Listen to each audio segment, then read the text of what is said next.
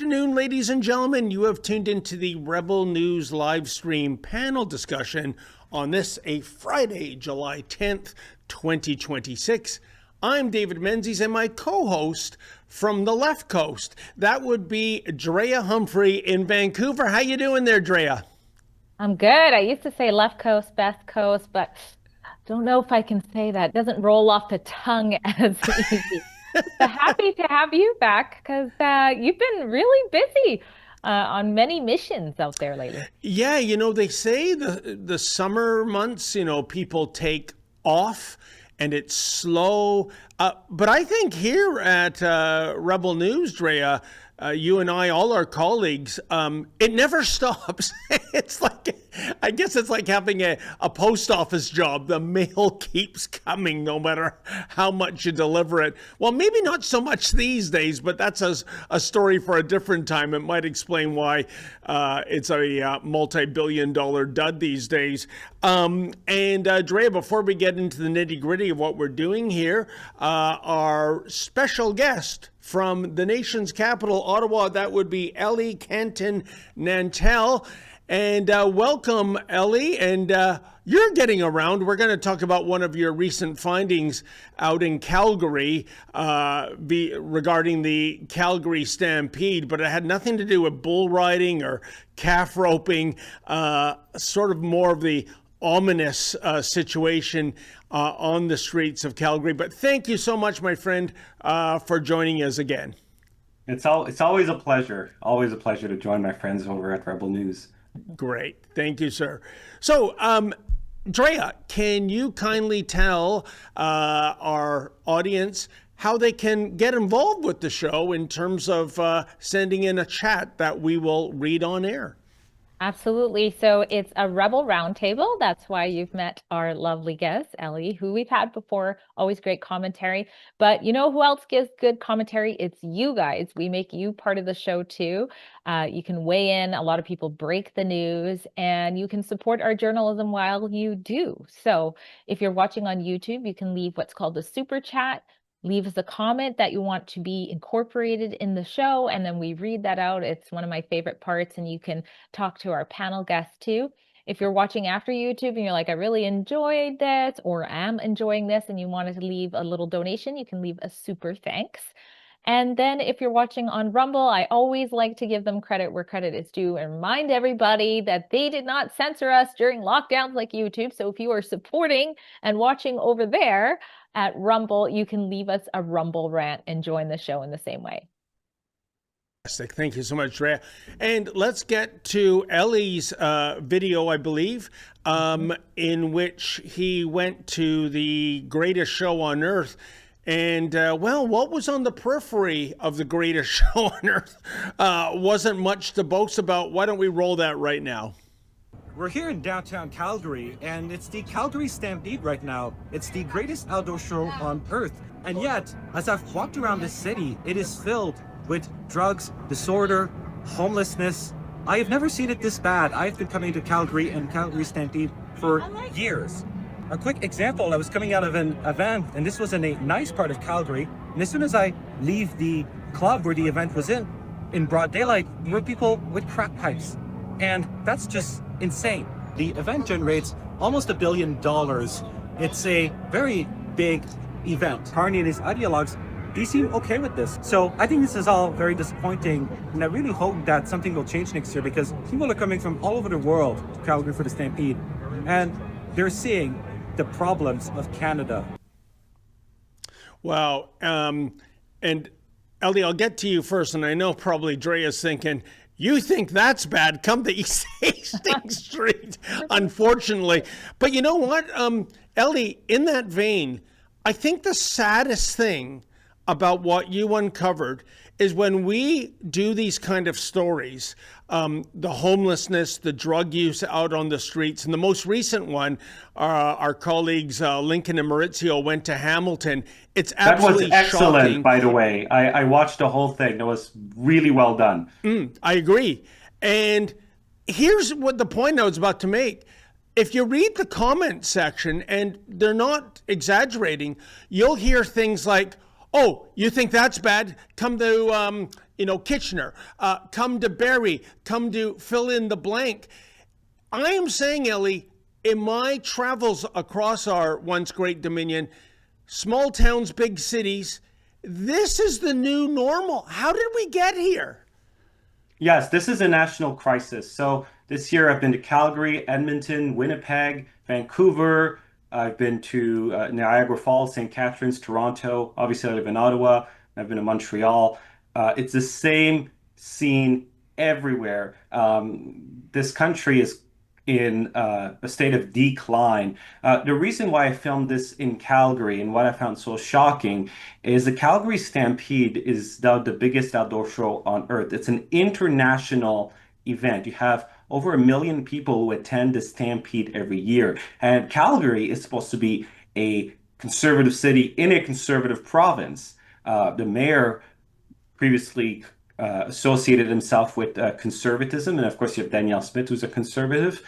And yet, when we're here for the greatest outdoor show on earth, me as a tourist, just walking around Calgary in broad daylight, attending Calgary Stampede events, I saw open air drug use, mental illness, people passed out. I saw more crack pipes than I would have liked to see. By the way, that video that you're playing right now, which is almost at 1 million views on social media, the first scene where there's someone lighting up, that's not a cigarette, that is a crack pipe. So yeah, our country's in trouble. And I do think it's disappointing that the most conservative provinces, which are Alberta and Saskatchewan, and I've been to both in the last year, it's not better. It's not like in the US where you have red state versus blue state, and the red cities and the red states are actually clean, like, in Florida, for example. No, this is a national problem affecting every single province and, unfortunately, seemingly every single city in the country. And, Drea, speaking of big events, Toronto and Vancouver just wrapped hosting World Cup games for soccer. And I can tell you in Toronto, there were some South American influencers, social media influencers coming up, and they were appalled by what they saw. It was the kind of stuff Élie saw in Calgary. Was that the reaction of some of the observers from International Port of Calls in Vancouver? And the second thing I'm going to ask you, we know what the problem is. We know the problem is coast to coast. How do we fix it? Well, that second one's a big question, but I'll start with the most important thing to say, and that is, Élie, nice cowboy gear they had on there at the Stampede. One day I've got to get to the Stampede. I've never been, even though I was born in Alberta. Yeah, you need to come next year, Drea, and I'll make sure you do. Yeah, I need to do it just for the outfits alone. I mean, it just looks so fun, but yeah, no, there were a few videos that went viral of people being in so much shock in Ontario and Vancouver. One out here was more the guy who I guess he comes from an area where you can leave your belongings in the lobby of a hotel, because that's what he did. And he was so shocked. He used the word junkies had robbed him blind immediately. But it was a shock for some people to come and see, unfortunately, what we're being desensitized to seeing every day. I mean, one of the most disturbing things out here in Vancouver, and like you guys are saying, it's everywhere, is the fact that you can literally walk by someone and you essentially not know if they're alive or dead, and everybody's just walking by and moving on with their life. And these are humans. I always think, these are somebody's kids, somebody's brother, sister. It's just heartbreaking. And just to touch on how this is becoming normal, and it wasn't before, my late grandfather, he was from Nova Scotia, and every time he would come down to visit, because like you said, David, as far as Vancouver goes, we have had that downtown East Core area for many years where you could kind of see this. My grandpa would always want to go down there. It was like this attraction, and he wanted to go out and wheel and deal with whatever they had. He wouldn't know what to do with himself now that this is happening in every city. And lastly, for your very hard question on how to deal with it, I'm certainly, I don't have all of the answers to it, but I did have a lot of experience working with people who suffer from co-occurring disorders. That's mental health and addiction, which is the vast majority of the people that you see there. And because of my experience working with them, I am a strong proponent for involuntary care. Now, of course, that has to be properly done. But I like what we heard at one point from Daniel Smith, which was, if you're doing a crime or you're overdosing, you hurt yourself because of your addiction, then it's going to be mandatory recovery. I think we do need to do something hard like that. We obviously need to have the spaces and the resources that would open jobs for people. And we need to keep them long enough, not just to detox, but for their brain to start functioning again so that they can go, wow, I've made it this far. And you will see a significant percentage of them say, I don't want to go back. I want to start seeing my kids again. I want these things. And it won't help everybody, but it will help a lot. Dre, I think you're absolutely right. And I think when it comes to the left, which supports safe injection sites and not forcing anyone on the streets to do something they want to do, and it's all framed in the words of being compassionate. How is this compassionate? Not just to passersby, not just to small business owners just trying to sell their wares without somebody setting up a camp in their doorway? And how is it compassionate to the drug users, the addicts that are just propelling themselves to an early death? Let's face it. I don't get it. It's not compassionate at all. I'll just add one more thing. My mother, for many years, she managed a program, a recovery program that was on top of a shelter. So if you wanted to get clean, mostly men, sometimes women, they would go up there. And she really did craft the way that it looked. And she decided that the sweet spot was actually a 3-year program. And again, it's to detox, start feeling normal again, get the proper medication if you need it, but also be incorporated back into life with work skills and have a team of people around you encouraging you, positive mentors. When you do that, the success of the men that were coming out of her program, I mean, they're still doing well today. And so, yes, it's going to cost some money, but at the end of the day, look what's happening if we don't drastically do the right thing. Yeah, I think it's called tough love. And Élie, when I speak of this being coast to coast, small towns, big cities, I'm not exaggerating. And here's some perverse irony for you, I think, Élie, given what you were able to capture on camera. A couple of days ago, there was an organization, I can't remember the name, but they rated the top 10 cities in Canada in which to live. And for the second year in a row, Calgary was named number 1. And I'm thinking, look at that destitution you uncovered. And this is the number 1 city in which to live. What do you make of that? Well, interestingly, so I just started my own business a few months ago, and my goal is to raise enough capital, and make enough money to be able to move out of Ontario. I can't stand living under Doug Ford, to be very honest with you. I'm just done. And I want to go and live in Alberta. And Calgary is the best place to live in Alberta, in my opinion. It's a business heartland. There's a lot of great conservatives, a lot of great people. You're near the mountains. You can still buy a home for $500,000 or a condo for $250,000, $300,000.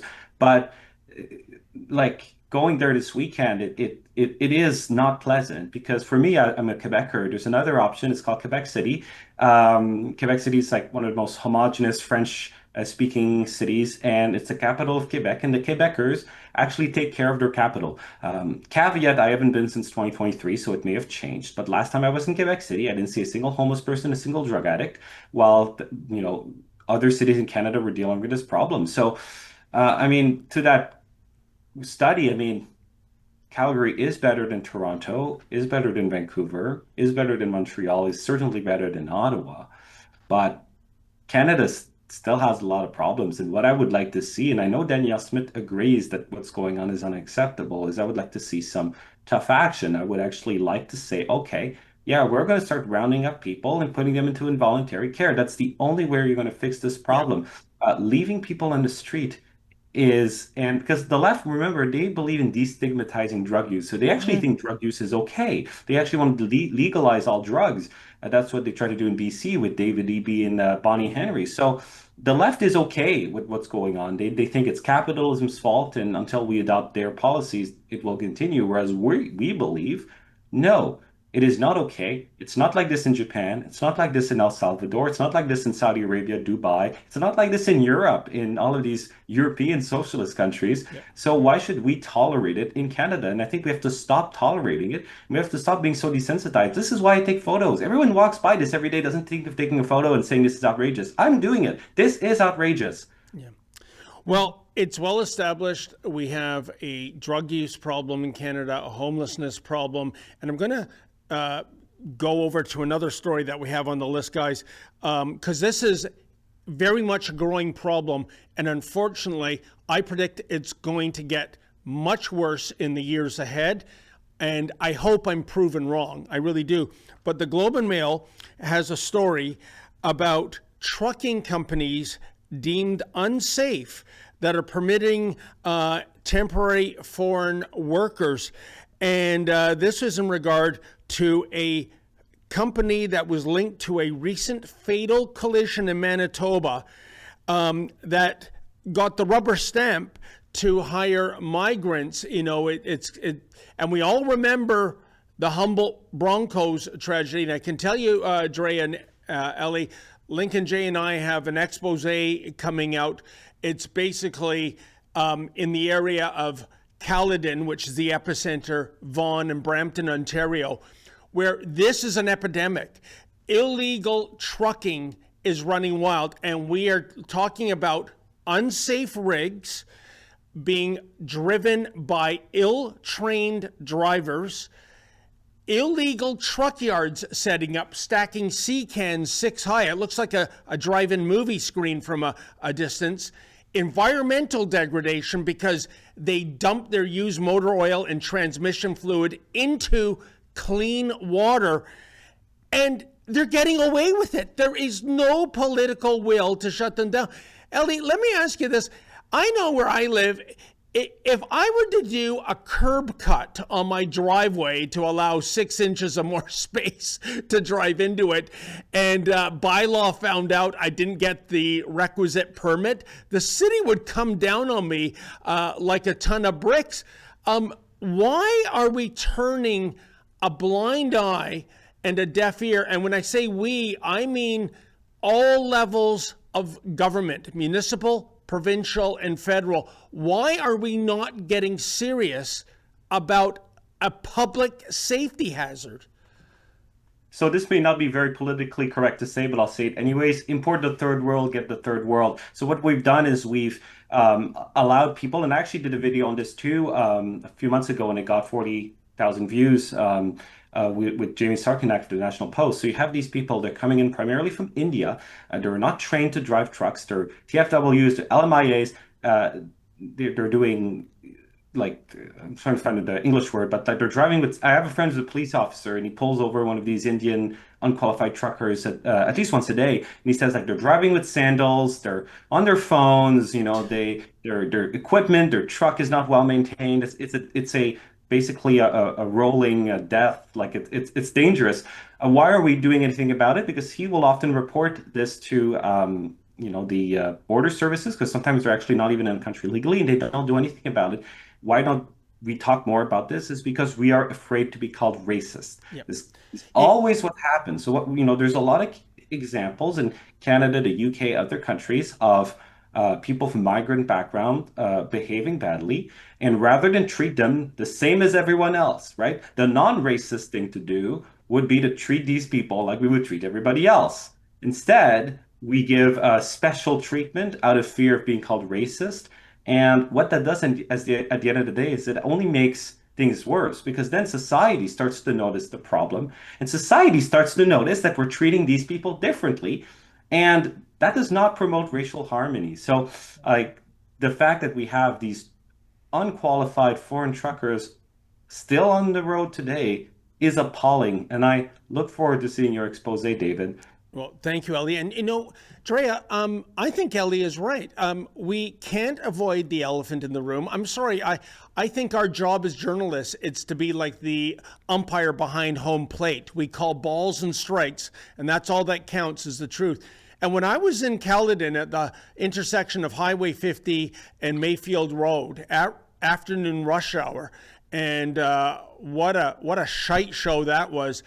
I was looking at who was driving those rigs, and easily 90% of the drivers were Indian. There's just no other way to slice it. And so to Élie's point, is this, the authorities, various levels of government, not wanting to seem as being culturally insensitive, sort of embracing a type of suicidal empathy? Or is there more to this?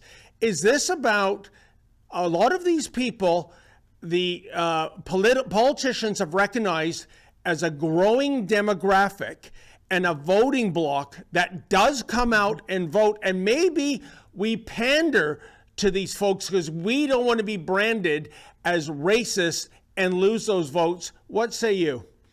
Well, I think it's a combination. Number one, the motive, you have the mass immigration, which furthers the liberal agenda. And then you have what Ellie's talking about, which is the identity politics. How do you get the rest of society to play along with this madness when it's so obvious we have this issue of too many people coming here? And now we have this issue of the people that are coming here not even wanting to do things the Canadian way. I want to read just some of the articles so people can see what we're talking about. If you scroll down a little bit, just to some of the facts here, it says nearly 100 trucking companies with a history of safety infractions, labor violations, and other regulatory failures have been granted approval by Ottawa to hire temporary foreign workers since 2019.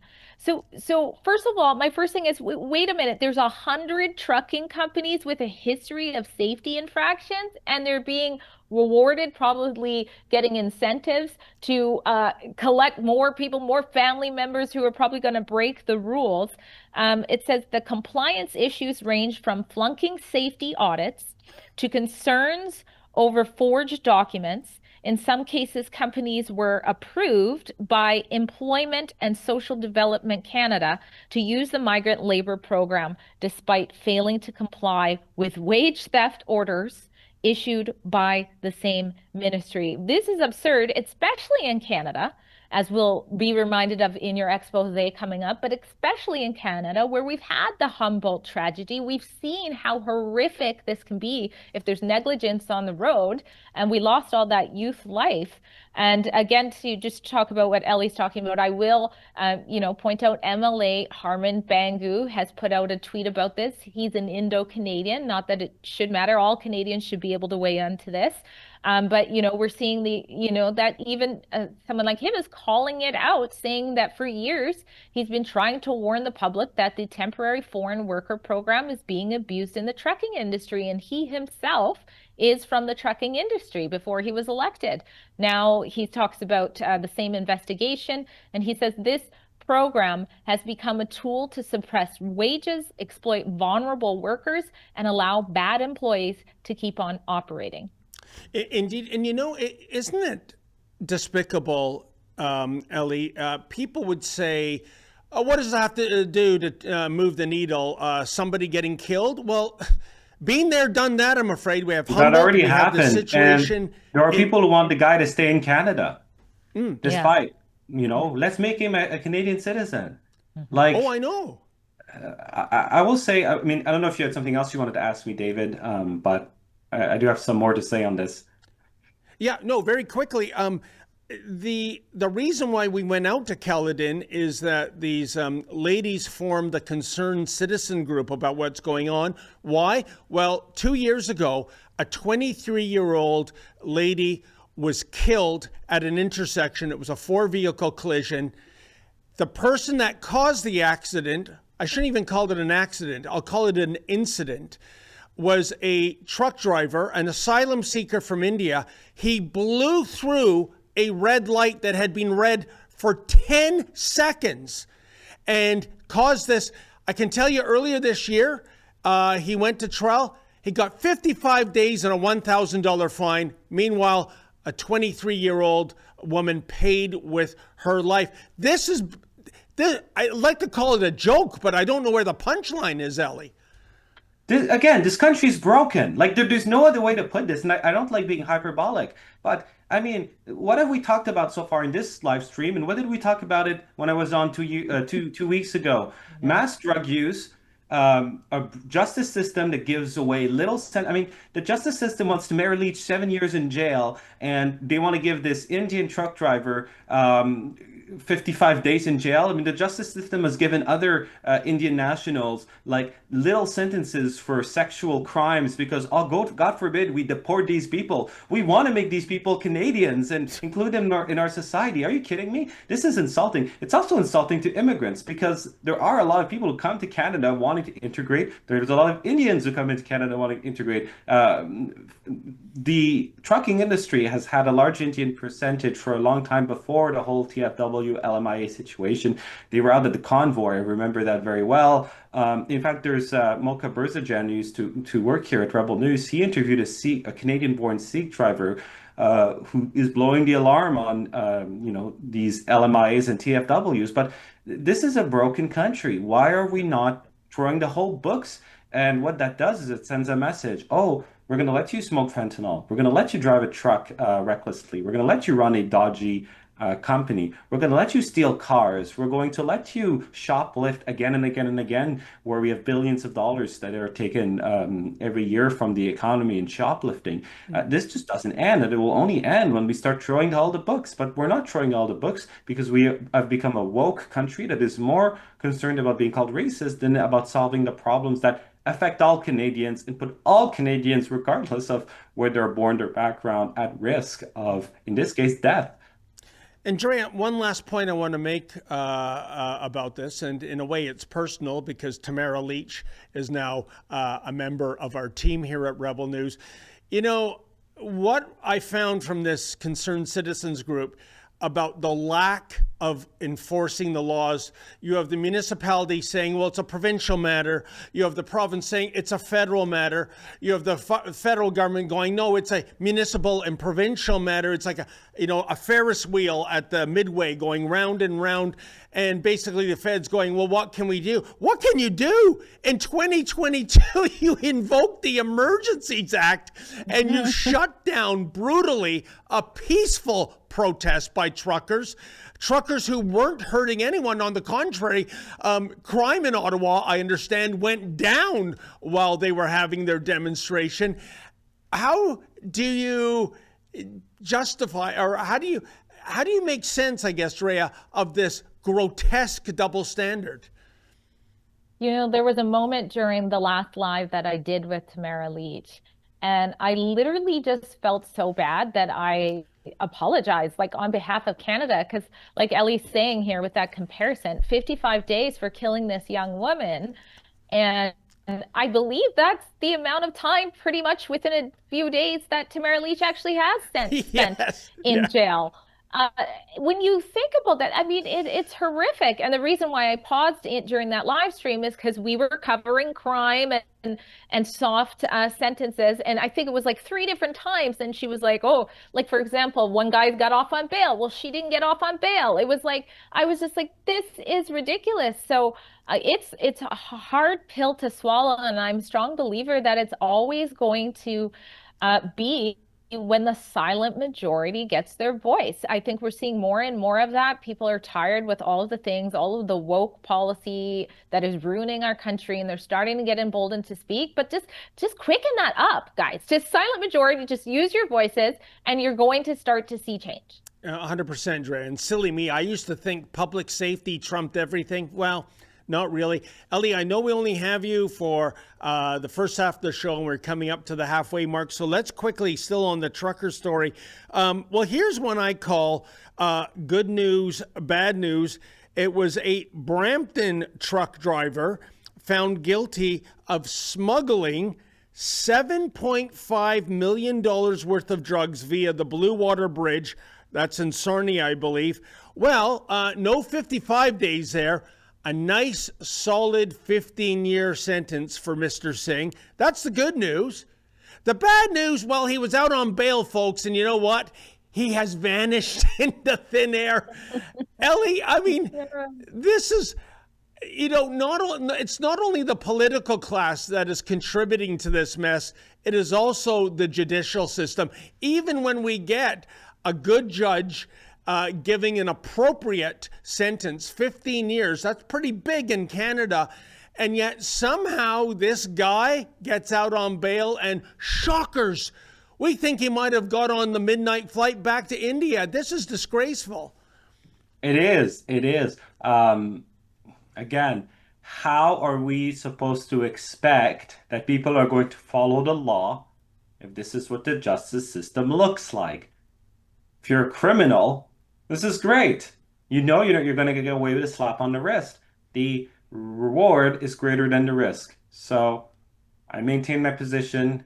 Canada is broken. Our country's in decline. The Liberals did this. Mark Carney's not a conservative. He's not going to fix this issue. No. The only way that we can hope to have a change in what's going on in this country is to elect Pierre Poilievre. And if the people push the Conservatives. Yeah, and that's part two, right? The politician is never the silver bullet. You elect Pierre Poilievre, and then you maintain the pressure for him to govern like a conservative. Yeah, and you know, Drea, that's the other element that came up when I was interviewing this concerned citizen group. It's not just the carnage on the roads, the unsafe trucks, the ill-trained drivers, the environmental degradation, and the list goes on, but illegal drug transportation, and even human trafficking. So much so, my sources tell me that the FBI has taken note of what's going on in Canada. Imagine that. We need a foreign nations law enforcement agency to sniff around because, of course, when it comes to the drug trade and human trafficking, if it's cross-border, it is involving the U.S. I just think this is a scathing indictment of allowing the bad guys to get away with this. And I should tell you, Drea, those ladies that are part of that organization in Caledon, I said, why don't we pay a visit to one of these illegal trucking yards? And these are yards that have been set up on agriculture or residential land, if you can imagine. And they wouldn't. Why? Because some of these people, well, the ones running these yards, they're bad hombres. They're really violent gangbangers. One of them told me 2 people just 2 kilometers away from where we did the interview were murdered, and it was a case of mistaken identity. Well, never mind. Anyways, we all know what the problem is. What is it going to take to get a solution to this? I just want to really quickly say thank you so much for bringing up human trafficking. We don't talk about that as much as we should, and it's such a huge problem. And I want to mention Kathy B. Amazing. She's done so much work on that file, and she helps educate the RCMP. I put a picture in there of her giving her latest information to Pierre Poilievre as well. So David, thank you for bringing that up. Kathy B. Amazing. If you want to know what's been happening in Canada and the US when it comes to human trafficking so that we can be educated enough to fight it, check her out. She does really good work. Fantastic. Well, thank you, Drea. And Élie, it is time for us to part ways. Before you do leave, my friend, how do our viewers find your content? Yes. So on YouTube is my main platform. youtube.com/@LEMCN. My Twitter account is the same handle, but there's an underscore, and Élie Cantin-Nantel on Instagram. And yeah, we have my latest report that's coming out hopefully later today is on the Alto train and how it's actually a could cause a financial crisis for Canada that is much worse than what anyone has said so far. So stay tuned for that. Good for you, Élie. That is what I consider to be one of the most overlooked, underreported stories in Canada right now, and it is an absolute scandal. But the Carney Liberals are getting away with it. Well, thank you so much, my friend. I hope we have you back on the panel. In the meantime, folks, we're going to take a quick ad break. We'll see you on the other side. For generations, many Canadians have preserved more than just firearms. Many of our men and women They've preserved history, tradition, competition, memories. But under Trudeau, and now Carney, heirlooms, estates, collectibles, and competition firearms now have to be surrendered and destroyed. While violent gun criminals get pass after pass, openly ignoring any legislation. Lawful gun owners are trapped in an increasingly unfair legal system. But we can help. Canada's National Firearms Association's Save Firearms program offers the legal pathway to preserve what matters, while we work towards a political solution. Don't let yours be next. Save history, save heritage, save firearms. Visit nfa.ca today to learn more. Canada's been told to just quit smoking for decades, same message over and over, and yet millions of Canadians still smoke. So let's ask a follow-up question. For those who don't quit, what about change? In 2026, Canada has options that didn't exist years ago. Smoke-free alternatives for adults who would otherwise continue smoking. That doesn't mean risk-free, it means informed choice. If you don't smoke, don't start. If you smoke, quit. But for those who don't quit, change could still be part of the conversation. That's why Canadians should check out unsmoke.ca, an information resource focused on smoke-free alternatives and honest facts, not judgment. Put the lighter down, Canada. Learn what your options are. In Canada, firearms owners like me understand the importance of safe, effective self-defense options. That's why we're proud to have Byrna as a sponsor. Byrna's less lethal launchers are designed to help protect you and your family without taking a life. Byrna offers peace of mind, accessibility, and a practical layer of personal security for Canadians who value safety. Learn more at byrna.ca/rebel. That's byrna.ca/rebel.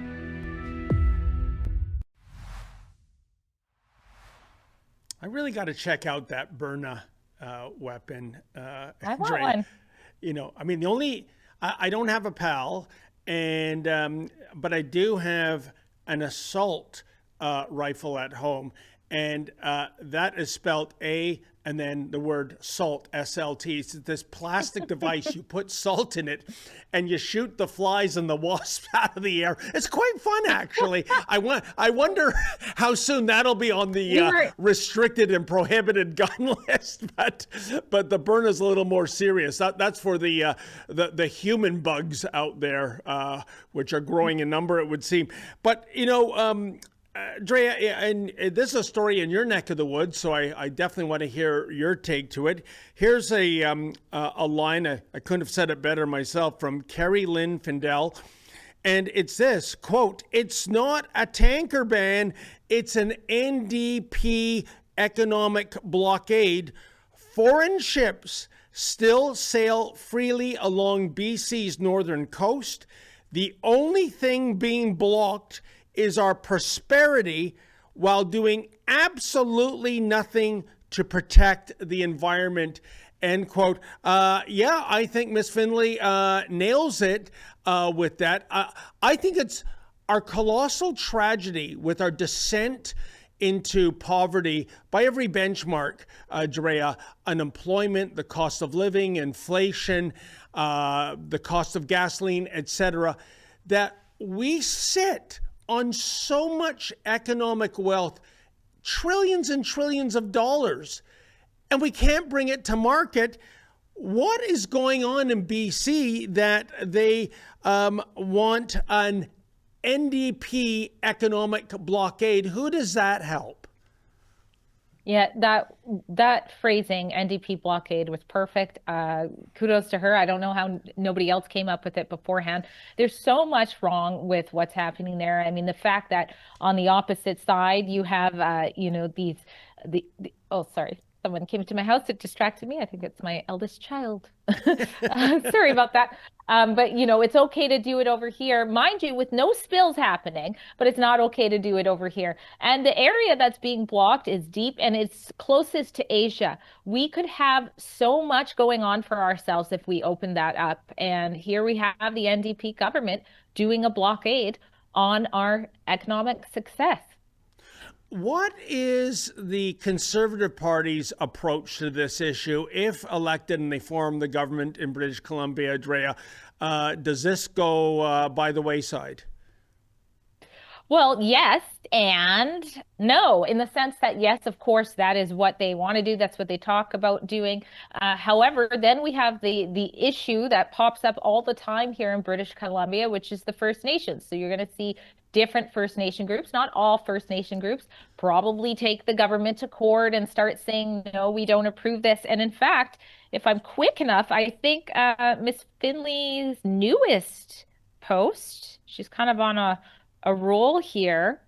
If you can find that, Olivia.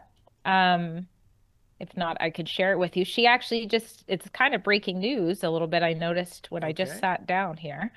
So I'm just sharing that. Excuse me just a second, but I will read it now. So according to her post, I haven't looked into this at all. It says an Indigenous community just launched a legal challenge on dredging that allows large tankers to fully load at the Port of Vancouver. Through DRIPA and anti-development laws, David Eby is forcing an embargo on building energy capacity in BC. The NDP economic blockade continues. So that's what I mean. I think we have to hopefully vote in the BC Conservatives so that we have our best shot here, but it's not going to be easy. Drea, correct me if I'm wrong, but don't Indigenous communities stand to benefit from a robust resource sector? Well, it depends on who's benefiting, I would say. There's a lot of agreements happening. There's a lot of stuff where it would seem that these band governments are doing pretty well. Now, is that trickling down to the people that they actually represent? I would say in many cases it's not. Again, it's not all First Nations who are doing this type of blockade, but it seems to be increasingly more popular. And we're also the scales are being removed from our eyes, and we're seeing that a lot of stuff has been in motion, for example, Aboriginal titles for the past decade. So I don't think the power is going to be let go very easily in anything, really, that a government, an elected government by the vast majority, I think it's 95% of British Columbians actually elect into place. You're still going to have these 200 bad governments fighting with each other and then fighting with the government about what they're trying to do. Or Drea, is this a matter of certain Indigenous communities doing a shakedown, if you will? They're full of bluster about the environment and preserving their way of life and whatnot. But maybe what's behind the scenes is write us a check for blank and we'll settle down and we won't have any problem. Is that really what's going on here? Something's going on, but at the same time, it's our policy. We were one of the first three and the first to take the UN's radical idea for Indigenous human rights and adopt that as DRIPA and then commit to the process of having all of our laws form to that. Like, we're crazy out here in British Columbia. So on the one hand, you go, oh my gosh, these First Nations are grabbing at all these things. But on the other hand, you're like, well, why wouldn't they? They live in British Columbia where this radical policy has become some sort of law. And of course, we're still struggling with what all of it means when you put it together through the courts and their decisions, and what it means when you have, these backdoor silent agreements like the latest Aboriginal title grab. I'll have a report coming up on that today or tomorrow, where almost 11%, they're saying 11% of British Columbia is being secretly negotiated with the Tatlin ban. I don't know if I said that right. In our very mineral rich area. I mean, this is getting crazy. And we hear all the time, well, we have to consult with the First Nations. We have to consult with the First Nations. Why not consult with the people, the public, period? Yep. And the craziest part of all, Drea, I don't know when the next provincial election is, but if British Columbians are disenchanted with the way things are going for them right now, but still come out to vote in a radicalized NDP party, well then, I'm sorry, nothing can be done, if you want more of the same. Well, it's elbows up. I mean, that goes federally for Canada as a whole. I mean, we're doing this, but that is the mainstream media's fault. That's propaganda at work. I mean, nothing makes sense to vote the Liberals in a fourth time. Nothing makes sense. Everybody, I think, could agree that the country is in trouble. Yep. It's worse off than it's been a decade ago. But here we are voting in the same government. Yep. And I think at large, that's because of the mainstream media making it about Trump, and, you know, making these people feel like they can't vote conservative, or they're, that thing again, racist. Unbelievable. And that's a great segue to the next story, which I gotta admit, Drea, me being a bear of very little brain, I just don't understand it. Maybe you can tutor me. But it's from our friends at Blacklock's Reporter, and it's entitled, "Parks Harmful, Says Agency." Geez, I thought parks were beautiful places to visit and camp in, but anyways.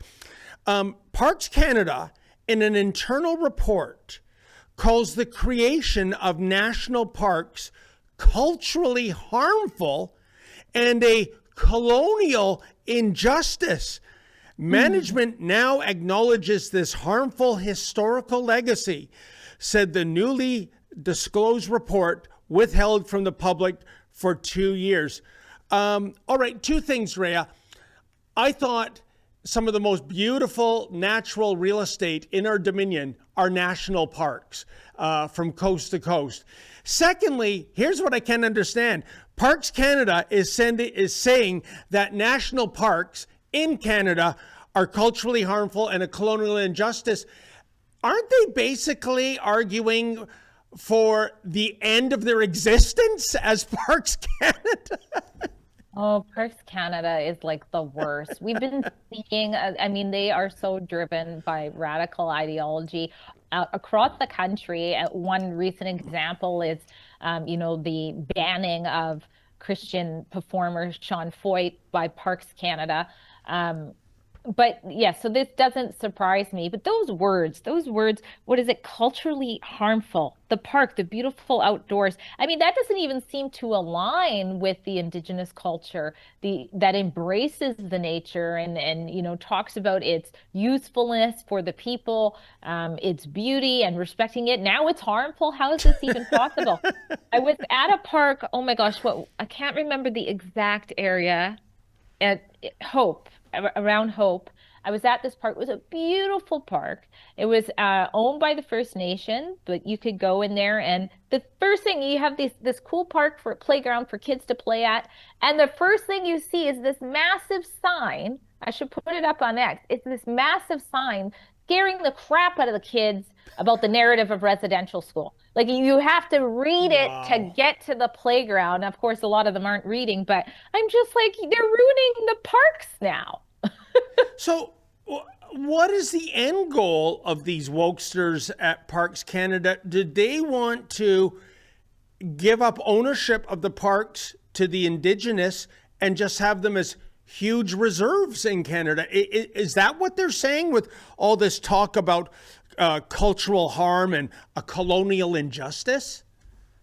I think when it comes to like the bureaucrats who have a little bit of power, but not really enough power to benefit from the trouble they're causing Canada, I think it's just that. It's about having a little bit of power, kind of like when people had masks and it was lockdowns and they literally thought they were a hero. Like there was this hero mentality, like, I'm wearing a mask to save the world. And when they would see someone who wasn't wearing a mask, like little old me, you would have these men who I strongly believe have never stood up for anything.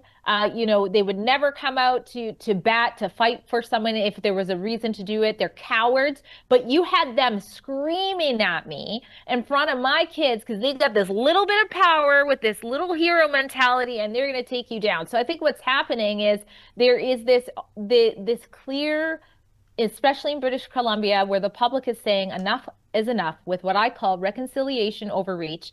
And then you have people like Parks Canada who have been in their echo chambers and had this little bit of power who don't want to lose it. And they're doing these radical things as a last-ditch effort. But I think it's going to change. Unbelievable. But what apparently there's no appetite for changing is the regime in Ottawa, the Mark Carney Liberals. Drea, I'm shocked and I'm not shocked, or maybe I'm I'm shocked but not surprised is the word, although I don't know all the answers. But from Bloomberg, Canadians support Mark Carney's management of the economy, even though he, meaning Mark Carney, has presided over the worst first year of growth for a prime minister since at least 1963, a poll showed. And I think, I'm going by memory, was it Lester Pearson that was prime minister in 1963? I know he was the prime minister when the Leafs last won the Stanley Cup in 1967. So I'll assume it's still Pearson in 63. Drea, what is staggering to me is that if you recall the election of last year, the number one plank by Carney, because of big bad orange men in the South and the tariffs, is that Carney was the adult in the room. Carney was the seasoned CEO. He's a businessman. He's an economist. He knows how to fix things. We're going to get a fair trade deal with the U.S., something Pierre Poilievre is completely out of his league in doing. More than a year later, that deal does not exist. It's been a complete failure. And yet, this poll is showing that the majority of Canadians support Mark Carney's management of the economy. Drea, I am gobsmacked. I don't know how to connect the dots here. You're right. That was definitely the narrative. And I would love to hear people's comments about this. But if you recall, there was this point where it was like, oh, he's going to be so tough. And then Trump was actually saying he didn't like Poilievre. He kind of wants Carney to win. And what is your reasoning? Why do you think it was like that? I was like, what's going on in my mind? Because it was like President Trump was saying everything possible to help this narrative of voting for Carney to happen. But I think what it was at the time, maybe Trump just saw him as the weaker of the two and thought that he would get a lot more done with the tariffs or things like that. I don't know. I'd love to hear what do you think that was all about? You know what? I think, remember, under Carney's tutelage, Bloomberg moved from, Brookfield Asset Management moved from its corporate headquarters in Toronto to Manhattan. By the way, that was Carney's first lie. Oh, yeah, but that happened when I wasn't with the company. No, you lying liar. I can tell you the date the vote went through. October 31st, Happy Halloween 2024, when Carney was still with Brookfield. And I think it's almost as though, Drea, I'm just guessing here, I don't have the evidence, that a good deal for Canada is not good for Brookfield and Carney's assets, many of which we don't even know what they are.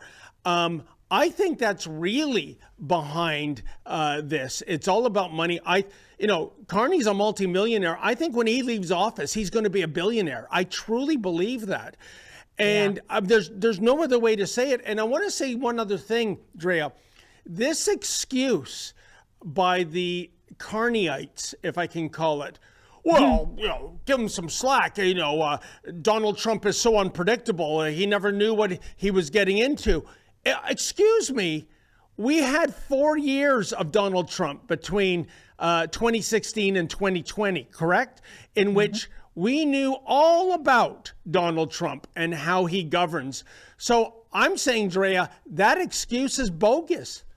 Yeah, no, I think you hit it on the nail. I think that's a really good theory for sure. All right, then. By the way, we're heading up to the 1 hour mark, Drea. Before we get there, I have to admit, I don't know much about this story. I got it at the last second, but I think the headline says it all. Couple sues Ontario surrogate mother who refused to abort fetus? I mean, I don't even think Mad Magazine would run a story like this. So basically, it had a cleft lip. And I guess this couple wanted a perfect baby, and anything that didn't match their definition of perfection, that means the baby must be aborted. Well, good for the surrogate mother for standing up for her unborn child. That's what I say, Drea. There is just so many layers to this. I mean, first of all, ending a baby's life because they have a cleft lip is it just makes me sick. And don't we all know people with cleft lips? It's not even a big deal. Like, what the heck?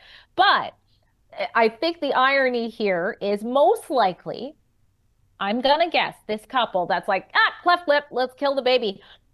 They are probably the whole my body, my choice kind of people when it comes to abortion.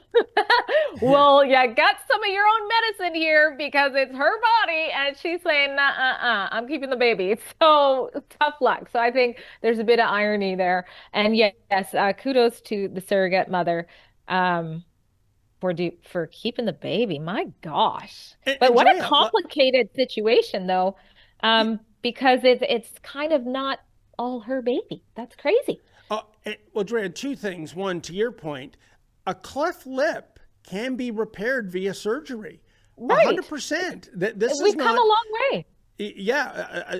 So there is a procedure to correct this abnormality.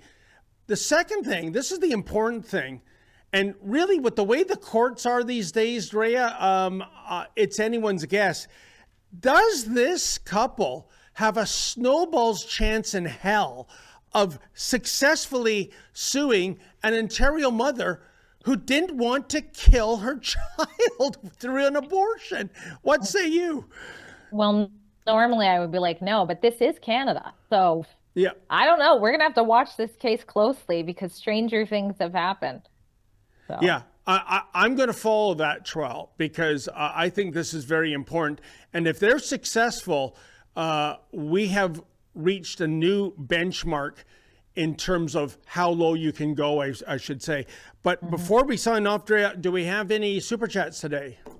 I did see a couple. Let me scroll down to it. The first one is from John LA 1776, donates $2. Thank you very much. Says, for David's hearing treatment. A lot of people are concerned. I saw the emails come in and people are doing research to try to help you. I don't know if you saw that, David, but you know what? Thank you so much. I just want to say, folks, and thank goodness we have a boss like Ezra Levent here. He really does care about his employees. This tinnitus has been shocking for me. I'm deaf in my right ear, essentially. There's a psychological damage too. If I knew, in 3 to 6 months, my hearing will come back, I have something to hope for. It's incurable, at least for now. So the fact that this is my lot in life, to be deaf in one ear and also have the constant ringing of a tuning fork, it gets me down sometimes. I'm just being frank with you. But I'll tell you, you folks supporting me and making contributions to this gizmo I've got in my ears, a Bicross hearing aid to at least bring some relief. It has been so humbling, and I am in your debt. I really am. So thank you to everyone that's made a contribution that way. Greatly appreciated. Thank you so much, John. And then John again donates $5, says, thanks for the great reporting, David, from a fellow reporter in LA. I'm praying for your hearing to get better. And from John LA 1776, your friend in LA, California. Thank you. Oh, John, well, next time you make a chat, tell us which outlet you report for. That's very interesting. And, I always look, Drea, for the silver lining in any bad situation. And the fact is, being half deaf, when Lady Menzoid is nagging, I only hear her in mono as opposed to stereo. So there's that. You can pretend to not hear like my husband does. But thank you so much for your generosity, John. And I look forward to finding out where you report. Is there any other chats there, Drea? That's it for today. Okay. Well, thank you so much. And thank you to our special guest, Élie. Folks, I'm back here on Monday, I believe, with the she-devil, the sensational Sheila Gunn Reid herself. In the meantime, I want to thank everyone for tuning in, and especially, well, in this case, John, for making financial contributions. That's how we keep the lights on here. I wish you all a happy weekend. Enjoy it. Summer will be over before you know it, sadly. In the meantime, as always, stay safe and stay sane. I've got a big announcement. Rebel News Live is back this fall, and we're coming to 3 cities: Calgary, Vancouver, and Toronto. Rebel News Live will be in Calgary on Saturday, October 31st at the Carriage House Hotel and Conference Center. Then we're heading to Vancouver on Saturday, November 14th, and then on to Toronto on Saturday, November 21st at Canada Christian College in Whitby. 3 cities, 3 incredible days, and I want to see you there. Now, if you've never been to one of our live events before, let me tell you what it's like, because I genuinely believe there's nothing else like it in Canada. We've been doing these gatherings for years, and every single time without fail, the thing people tell me afterwards, the thing they remember most isn't any particular speech, as good as the speeches are. It's the feeling in the room. It's walking in and realizing you are surrounded by hundreds of Canadians who think the way you think, who care about the things you care about, who've been watching the same stories you've been watching and asking the same questions you've been asking. People who have felt, frankly, a little bit alone in their communities and who suddenly realize they are not alone at all. That is what Rebel News Live is. It's a convention. It's a family reunion of sorts. It's a day where you get to be yourself completely without apology. And once you've experienced it, you keep coming back. Our attendees know what I mean. We have regulars. Now, who's going to be there this fall? I'll be there. Sheila Gunn Reid will be there. Tamara Leach will be there. And the Rebel News team will be joining us. Over the coming weeks, we'll be announcing some additional very special guest speakers. And trust me, you're going to want to hear who's coming. Stay tuned. Here's what the day looks like. Doors open at 8 in the morning with a light breakfast. Then a full slate of speeches and panel discussions, the kind of conversations you would never see on the CBC. Catered lunch, more speakers in the afternoon, and for VIP ticket holders, an exclusive dinner with me, Sheila, Tamara, and our guests at the end of the night. And in between all that, we've got a full merchandise store on site, Rebel News toques and hoodies and mugs and books. And yes, I will be there to sign them, and we'll have other sponsors and exhibitor booths from some of the best freedom-oriented businesses and organizations in the country, people you want to know about, causes worth supporting, and groups doing the real work on the issues that matter. It's worth showing up early to spend some time at those booths before the speeches begin. It's the best gathering of freedom-minded Canadians anywhere in the country. I've been saying that for years, and I keep saying it because it keeps being true. Now, I need to be straight with you about one thing. These events sell out every single year without exception. If you wait too long, you will not get in. I've seen it happen. I don't want it to happen to you. So here's what I need you to do right now. Go to rebelnewslive.com and get your tickets at the early bird price, because that price will not be around forever. Calgary on October 31st, Vancouver on November 14th, Toronto on November 21st. Pick your city, pick your date, and get your seats locked in before they're gone. There's nothing quite like spending a full day in a room full of Canadians who actually get it, people who've been watching, who've been following along, who are in this fight with us. I'll see you there. Go to rebelnewslive.com. Get your tickets at the early bird price before they sell out.